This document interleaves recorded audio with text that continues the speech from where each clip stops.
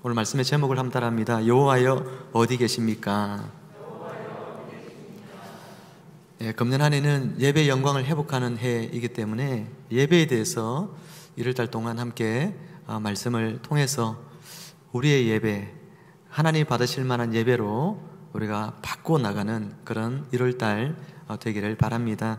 여호와여 어디 계십니까? 오늘 이 제목으로 함께 말씀의 은혜를 나누겠습니다. 이스라엘 땅에 사울, 다윗과 같은 그런 왕들이 등장하기 이전에 사람들이 살았던 시대를 사사들의 시대, 그렇게 이야기를 합니다. 이 사사들이라고 하는 사람들은 이스라엘을 다스리는 그냥 지도자들, 그렇게 생각하시면 됩니다. 이때의 가장 큰 특징 중에 하나가 뭐냐 하면 사람들이 각기 자기 소견에 옳은 대로 행하였다 하는 것이죠. 그게 사사기 시대의 특징입니다. 하나님의 말씀을 따라 살거나 하나님 앞에 온전히 예배하며 하나님 중심의 삶을 사는 것이 아니라 사람들이 자기 생각에 옳은 대로 산다는 겁니다. 하나님의 말씀이 중요하지 않습니다. 내 생각이 중요한 거예요. 그런 시대가 사사기의 시대입니다. 예배 생활에도 사람들은 자기 옳은 대로 예배를 드리던 시대였습니다.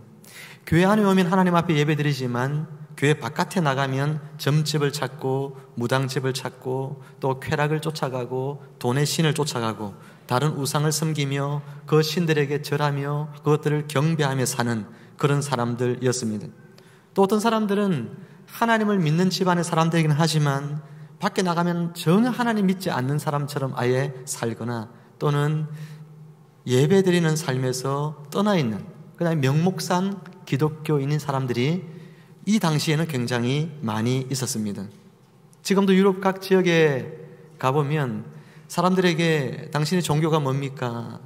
당신 하나님 믿습니까? 를 물으면 19번 다 나는 하나님 믿습니다라고 고백하지만 그러나 예배를 드리러 교회를 정기적으로 출석하는 사람들은 얼마 되지 않습니다. 여러분, 이런 시대를 영적 암흑기라 그렇게 이야기합니다. 한때 여호수아에 의해서 이스라엘 땅 안에 들어와 땅을 정복하고 하나님의 나라가 세워지고 교회가 세워지고 그럴 때는 사람들의 신앙이 굉장히 뜨거웠습니다. 말씀 부흥회가 늘 있었고 기도회가 있었고 하나님을 예배할 때도 성령이 충만하고 그리고 예배드리면 눈물 흘리는 사람들이 그렇게 많았고 그랬지만 세월이 흘러가자 사람들의 예배는 변질되어지고 신앙은 바뀌어졌습니다. 하나님을 예배한다 하지만 세상도 겸하여 섬깁니다. 그런 영적인 암흑 시대 속에 사람들의 신앙이 온전할 리가 없는 것이죠. 오늘 본문은 블레셋과 이스라엘과의 전쟁 이야기를 다루고 있는데 이 이야기 속에는 당시의 교회가 얼마나 형식적인 예배 생활을 했는지 그들의 신앙관이 얼마나 미신적인 신앙관을 가지고 있었는지 그것을 우리에게 여실히 드러내주고 있습니다. 또한 실질적인 믿음이 사라지고 껍데기만 남은 그런 예배가 사람들에게 특히 믿는 자들에게 얼마나 참혹한 그런 결과를 가지고 오는지 오늘 본문이 우리에게 잘 말해주고 있습니다. 우리는 오늘 말씀을 통해서 우리의 신앙생활과 우리의 예배생활을 돌아볼 수 있기를 바랍니다. 그리스도인의 삶에 있어서 예배라고 하는 것은 곧 능력이고 예배는 우리 축복의 지름길입니다.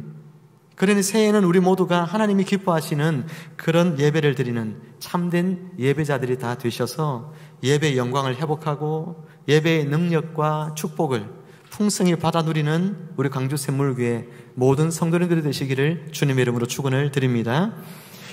1절에 보면 이스라엘이 블레셋과 싸우려고 서로 대치하고 있는 그런 장면이 나옵니다. 구약 성경에 이스라엘과의 전쟁에서 단골로 등장하는 나라가 있는데 그 나라가 바로 블레셋입니다. 옛날 우리나라가 늘 전쟁하면 단골로 등장하는 나라가 일본 그리고 중국 그런 나라들과 늘 싸우듯이 이스라엘은 항상 블레셋과의 전쟁이 끊이지 않았습니다. 이 블레셋 족속이라는 사람들은 아주 오래전부터 이스라엘과의 적대적인 관계 속에 있었어요. 사실은 여러분 노아의 아들들이 있습니다. 노아의 아들들 3명이죠. 이름이 누굽니까? 셈과 함과 야벳이죠. 그런데 이 블레셋이라고 하는 이 족속이 어디서부터 출발했냐면 노아의 아들 중에 함이라고 하는 아들, 이 아들의 후예가 바로 블레셋입니다. 그런데 이스라엘은 누구의 후예냐면 셈의 후예입니다. 함은 아버지를 고발하고 아버지를 비방하고 아버지를 저주하고 그랬던 자가 이 함이라는 아들이거든요. 이 함이라는 아들과 그리고 셈이라는 아들은 전혀 삶의 결이 다른 사람입니다. 같은 한 아버지 밑에 있었지만 셈은 하나님을 참되게 예배하는 사람이었다면 함은 하나님을 예배하지 않는 사람입니다. 그러나 함의 후예 중에 이 블레셋 이 족속들이 끊임없이 이스라엘과 전쟁을 벌이는 것은 너무나 당연한 것이죠. 사탄은 하나님의 교회를 무너뜨리고 예배를 파괴하려고 합니다. 그런데 사탄이 누구를 통해서 그렇게 하느냐? 오늘 보면 블레셋을 통해서 이스라엘 공동체, 이 교회 공동체를 무너뜨리고 그들의 예배를 파괴하고 그들의 신앙을 오염시키고 그런 일들을 하고 있다는 것이죠. 사랑하는 여러분, 역사는 항상 반복되어집니다. 사탄은 어느 시대건 불신자들 속의 역사에서 믿는 자들과 교회를 핍박합니다. 에베소서 2장 2절에 보면 사탄을 이야기할 때에 공중에 권세 잡은 자다 그렇게 이야기합니다. 이스라엘 사람들은 하늘을 세 개의 하늘로 생각을 했어요. 하늘이 세 개입니다. 3이라고 하는 수를 이스라엘 사람들은 굉장히 거룩하게 여깁니다. 완전한 수 그렇게 여겼죠. 하나님은 삼위일체 우리가 그렇게 하잖아요. 3이라는 숫자가 굉장히 중요합니다. 하나님 어디 계시냐면 가장 거룩한 숫자인 3, 저 삼청천에 세 번째 하늘에 하나님이 계시다 그렇게 생각을 했습니다.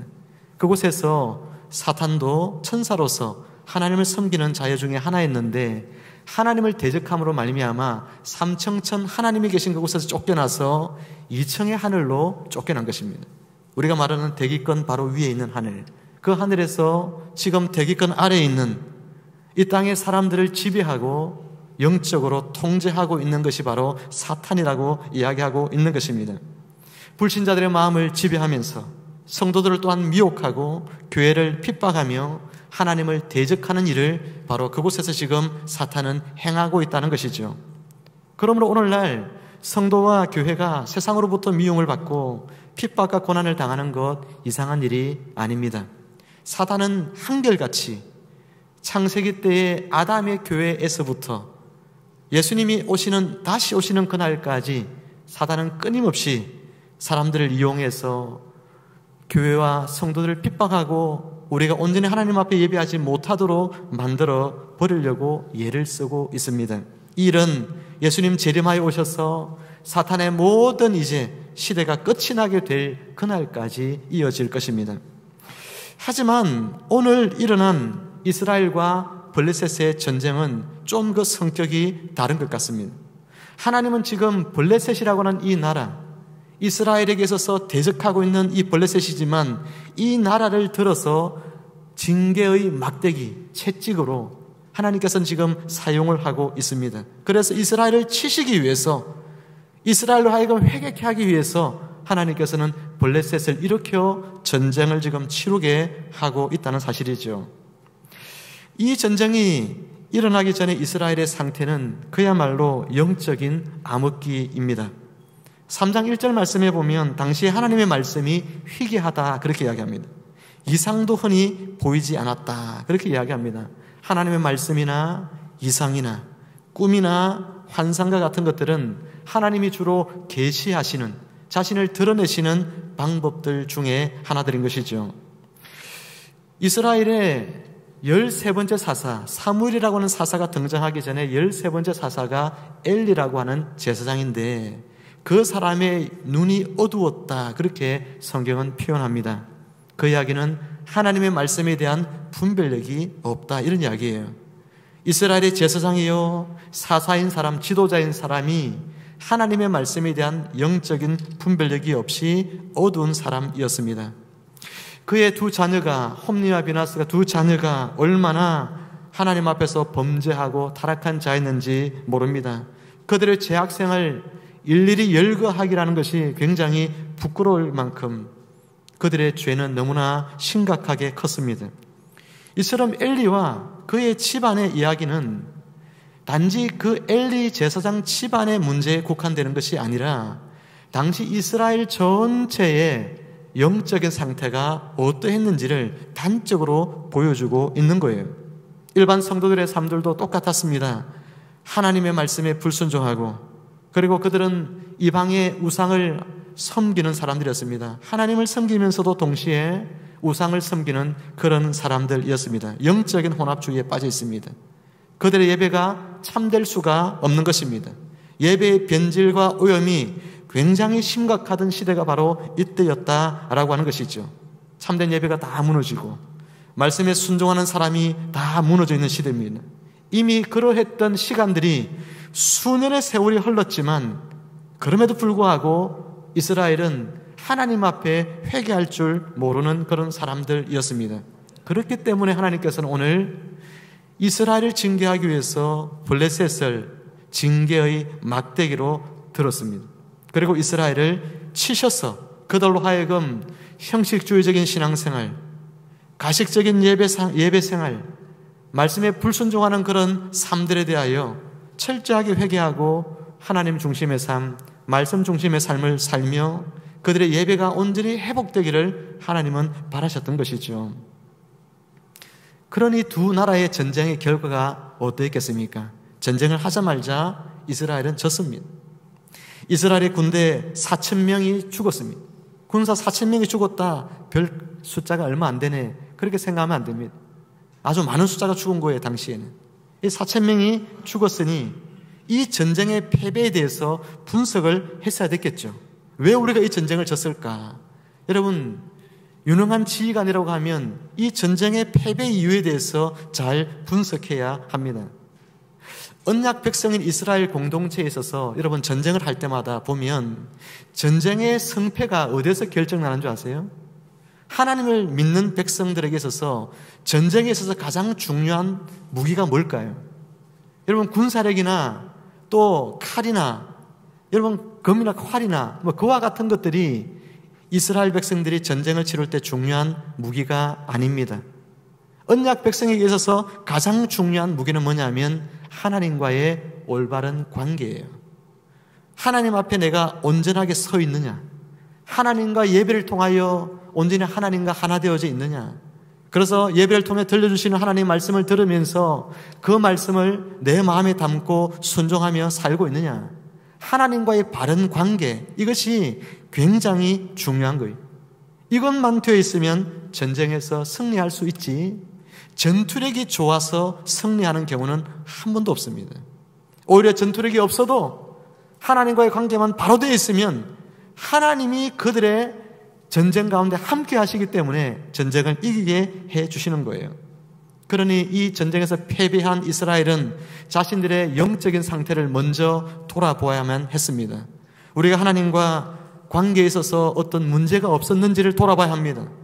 우리가 우상 숭배하며 하나님을 참되게 예배하지 아니하며 살았던 나의 삶 때문에 하나님이 지금 나를 징계하고 있는 것은 아닌가 생각했어야 한다는 이야기인 것입니다. 그런데 이스라엘의 장로들, 교회의 지도자들은, 또 이스라엘 민족의 서성들은 뭐라고 여러분 이 사태를 진단을 하고 있습니까? 3절 말씀에 보면 그들은 이야기합니다.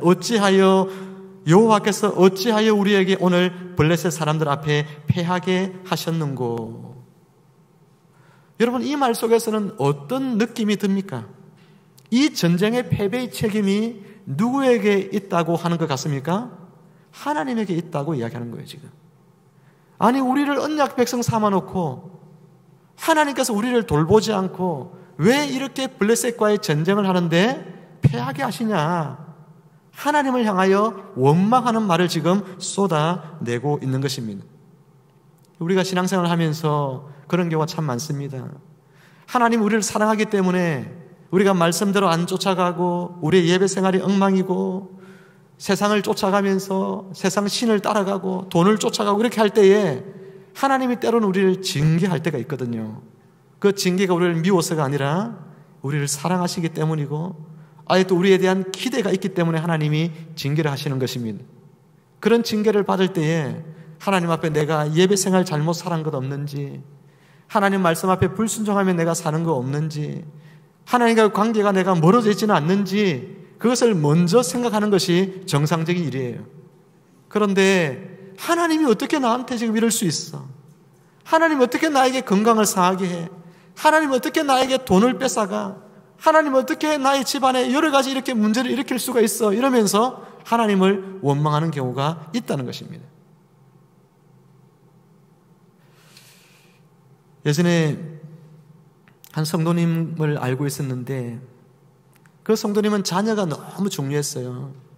그래서 이 자녀가 공부를 잘해가지고 성공하는 것이 그 엄마에게는 소망이었습니다. 그래서 주일날 예배를 드리는 시간과 학원에서 특강을 하는 시간이 겹치면 어떻게 하죠?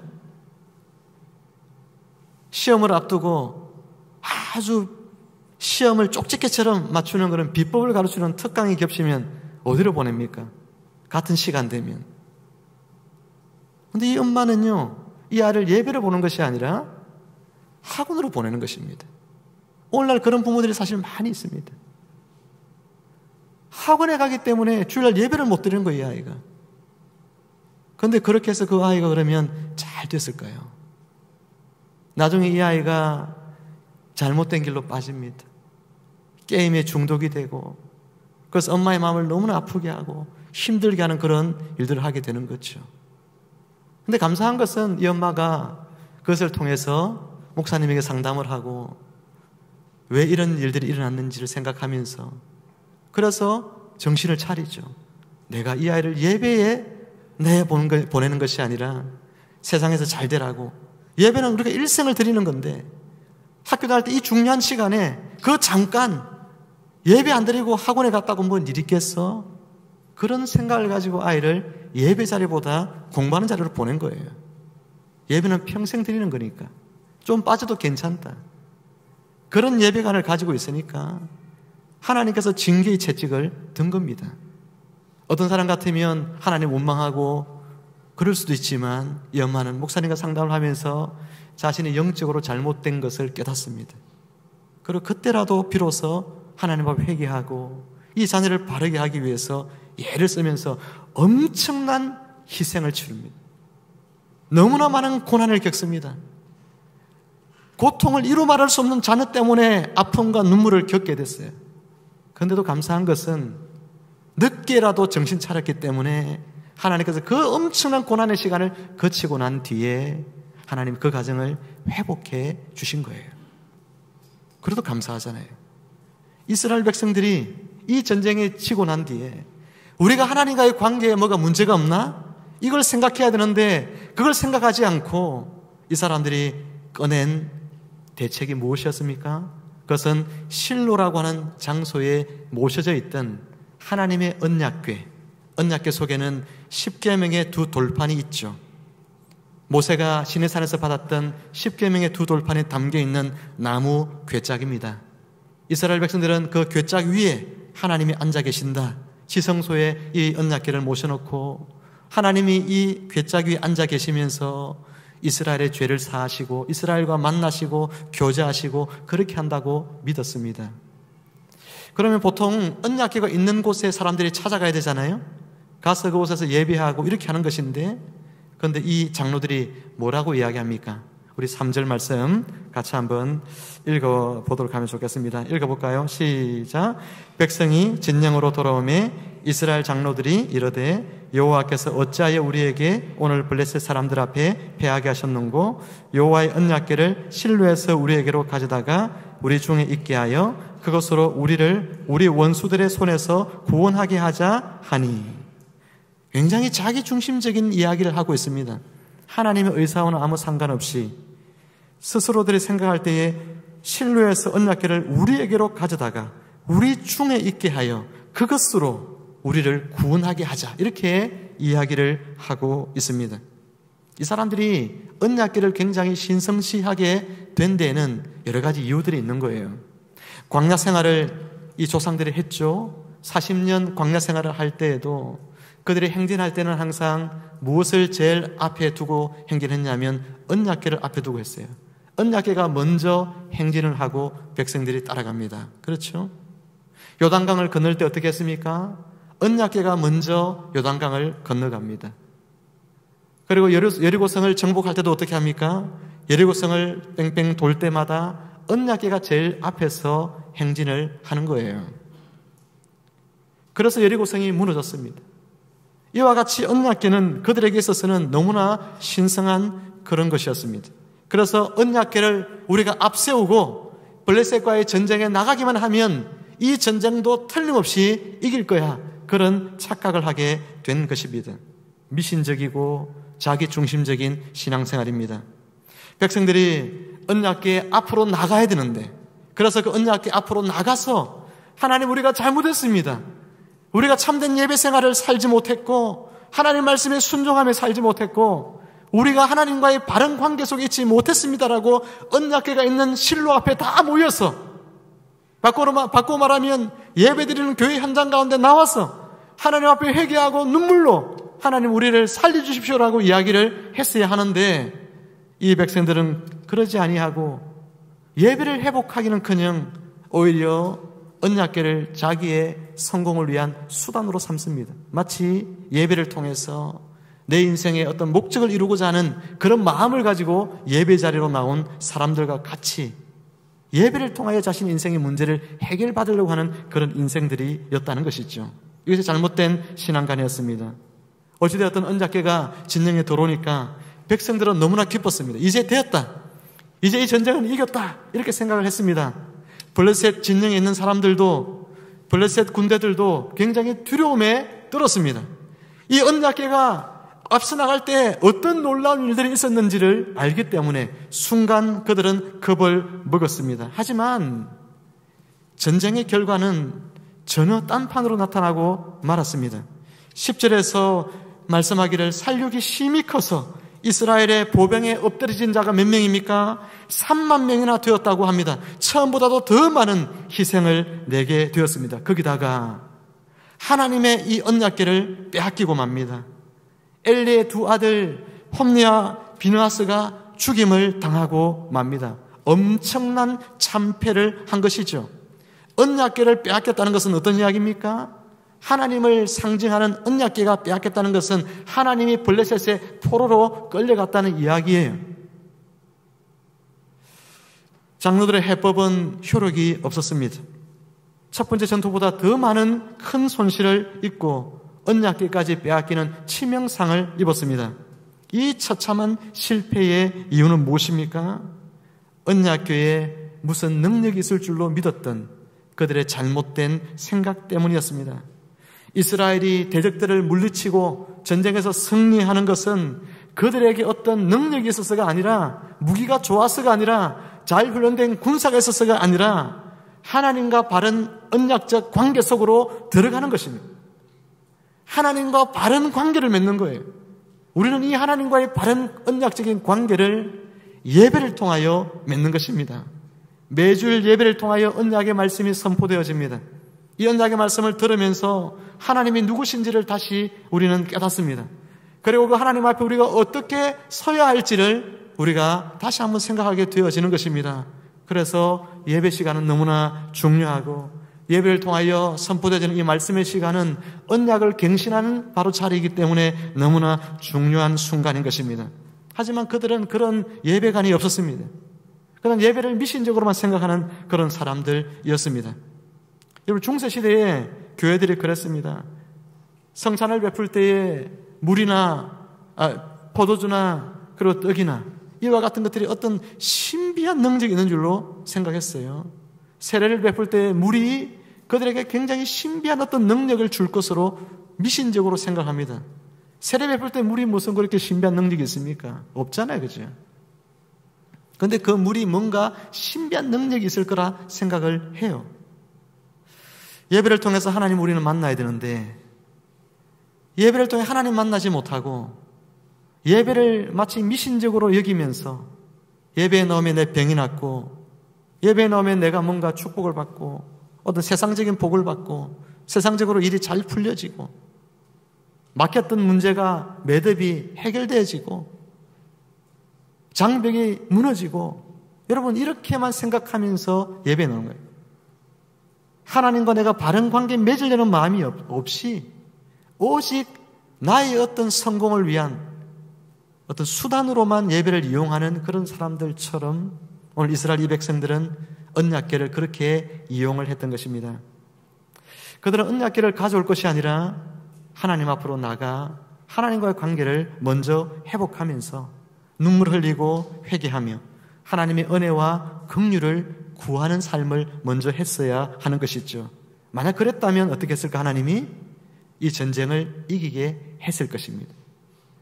나중에 사무엘상 7장에 가보면 좀 시간이 꽤 흐르고 난 다음에 사무엘이라는 이스라엘의 마지막 사사, 14번째 사사가 등장해서 이 이스라엘 백성들을 향하여 이런 이야기를 그들에게 합니다.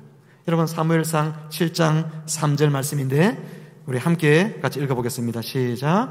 사무엘이 이스라엘 온 족속에게 말하여 이르되 만일 너희가 전심으로 여호와께 돌아오려거든 이방 신들과 아스타롯을 너희 중에서 제거하고 너희 마음을 여호와께로 향하여 그만을 섬기라. 그리하면 너희를 블레셋 사람의 손에서 건져내시리라. 아멘.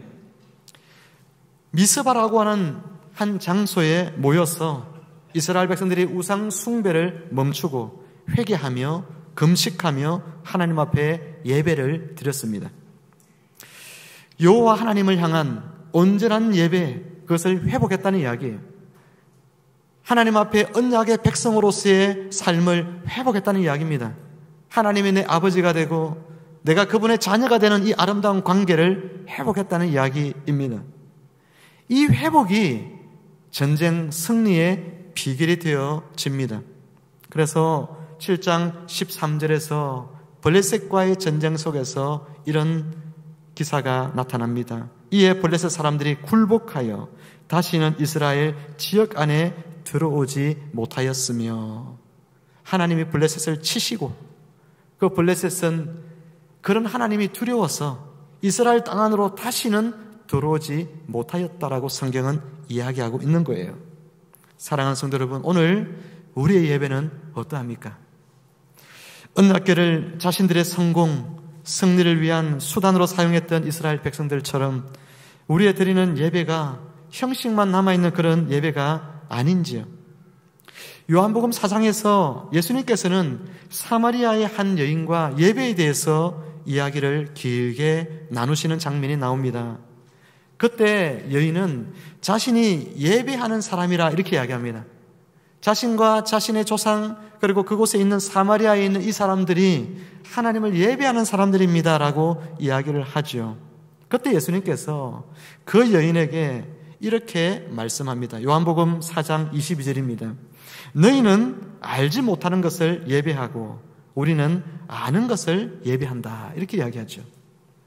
너희는 예배하긴 하는데 알지 못하는 것을 예배하는 거예요.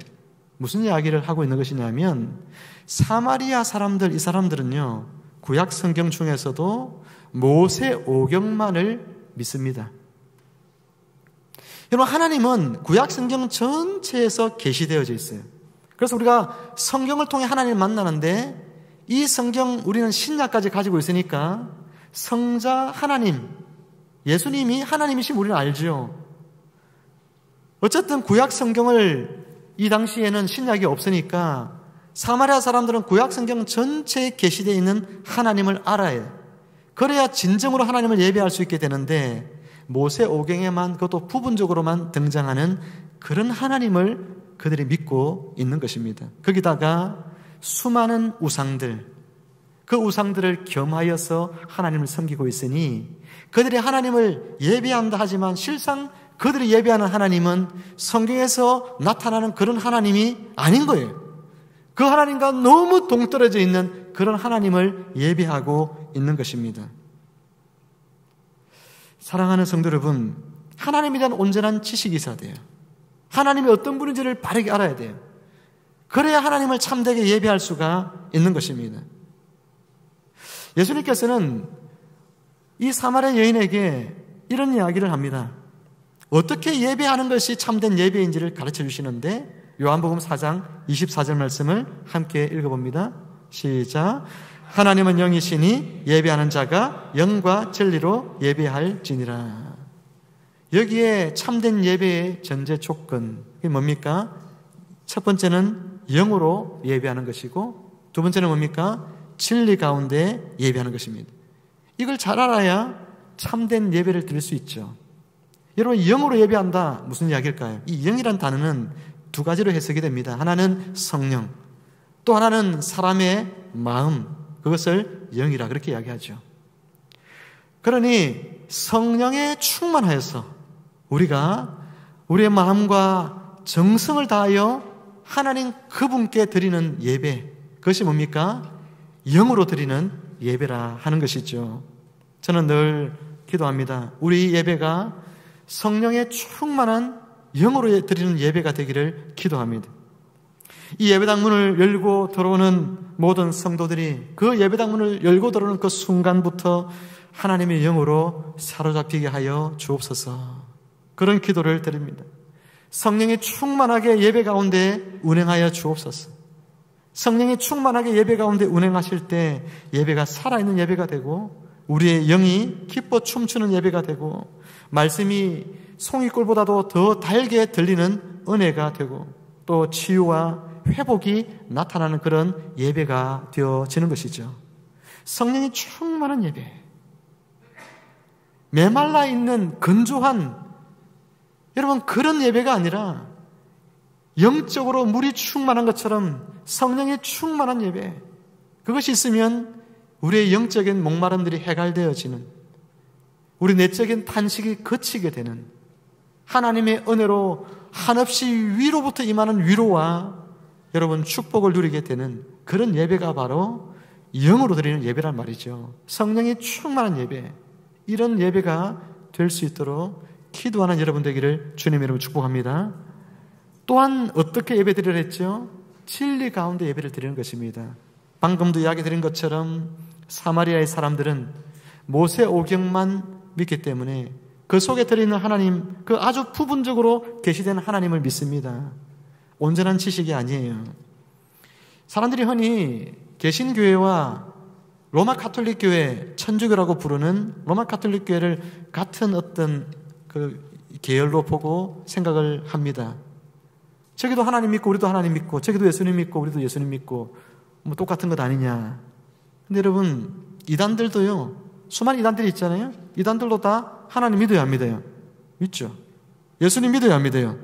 믿죠. 수많은 이단들이 믿습니다. 근데 왜 거기에 예배는 참된 예배가 아니고 그 사람들은 참된 신자가 아니고 구원을 받지 못하죠? 그들이 말은 하나님, 말은 예수님을 고백하지만 성경에서 계시되어져 있는 참된 그 하나님, 그 예수님을 예배하지 않기 때문에 그런 거예요. 수많은 우상숭배의 사상들이 들어와서, 잘못된 지식들이 들어와서 말은 하나님, 예수님 하지만 그러나 성경에서 말씀하고 있는 하나님, 예수님과 너무나 거리가 있는 그런 하나님과 예수님을 믿고 있는 것입니다. 그러니 그들의 예배를 하나님이 받으실 수가 없고 그 교회가 참된 교회가 되어질 수가 없는 것이지요. 사랑하는 여러분, 참된 예배는 어떤 예배입니까? 참된 예배란 성령이 충만한 가운데 마음과 정성을 다하여 드리는 예배를 말하고 또 하나님에 대하여 참된 지식을 가지고 드리는 예배를 말하는 것입니다. 그러니 오늘 저와 여러분들이 이와 같이 참된 예배를 드릴 수 있게 되기를 바랍니다. 그래서 예배의 영광, 예배의 능력을 회복하는 우리 교회가 될 수 있기를 주님의 이름으로 축복을 드립니다. 이제 말씀을 맺습니다. 예배는 시대를 읽는 좌표입니다. 어느 시대이든지 예배가 건강하면 교회가 힘있게 앞으로 나아갑니다. 하나님의 구원의 역사가 전진합니다. 그러나 예배가 파괴되고 타락하면 그 시대의 교회는 힘을 잃고 맙니다. 교회는 세상으로부터 공격을 받고 세상의 포로가 되어집니다. 그러면 오늘 우리의 예배를 잘 살펴서 우리의 예배 속에 바르지 못한 예배의 잔재가 남아있다면 이것을 개혁해야겠죠. 우리 교회를 온전한 예배의 공동체로 세워나가야 할 것입니다. 그리하여서 세상으로부터 온갖 핍박과 고난과 환난 가운데서도 우리가 인내하면서 하나님의 나라를 이 땅에 힘있게 세워나가는 능력 있는 공동체로 우뚝 세워나가는 그런 저와 여러분 또 우리 광주샘물교회가 되어지기를 주님의 이름으로 축원을 드립니다. 함께 기도하겠습니다. 하나님 아버지, 은혜를 감사합니다. 우리 교회가 하나님을 참되게 예배하는 교회로 하나님 나아갈 수 있게 해주시니 감사를 드립니다. 하나님의 영으로 충만한 하나님 예배의 현장이 되게 하여 주옵소서. 하나님 예배를 통하여 하나님을 만나고 예배를 통하여 하나님의 손길을 경험하는, 하나님의 능력을 체험하는 그런 성령의 충만한 예배의 현장이 되게 하여 주시옵소서. 하나님의 성경을 통하여 계시하시는 대로 그 참된 하나님을 바르게 알고 예배하는 저희들이 될 수 있게 하여 주옵소서. 그리하여서 예배의 영광을 회복하고 예배의 능력을 회복하는 우리 광주샘물교회 모든 성도들이 될 수 있도록 하나님 축복하여 주옵소서. 감사드리며 예수님의 이름으로 기도하옵나이다. 아멘.